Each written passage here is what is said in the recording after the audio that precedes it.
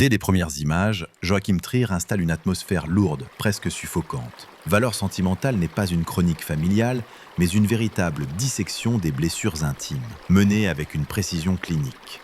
Le retour de Gustave, ce père absent qui tente maladroitement de renouer avec ses filles, agit comme une détonation. En proposant à Nora, comédienne de théâtre, de jouer dans son prochain film, il ne cherche pas seulement à collaborer, il force l'ouverture d'une plaie ancienne.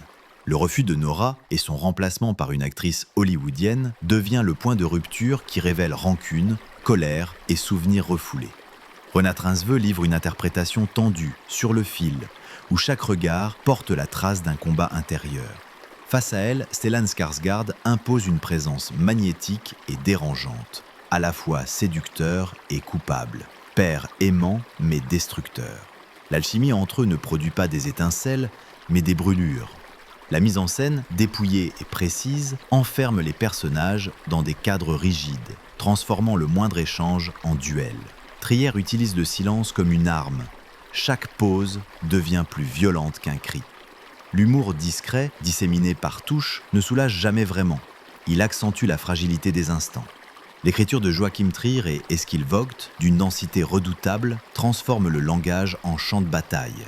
Derrière la confrontation familiale se cache une réflexion plus large. Comment l'art, ici le cinéma, peut devenir un outil de domination, un miroir déformant, voire une trahison. Valeurs sentimentales est un drame d'une intensité rare, un thriller émotionnel où l'amour et la rancune s'enlacent jusqu'à l'asphyxie. Un film qui laisse une empreinte durable, autant par sa rigueur formelle que par la violence contenue de ses personnages. Note de 14 sur 20.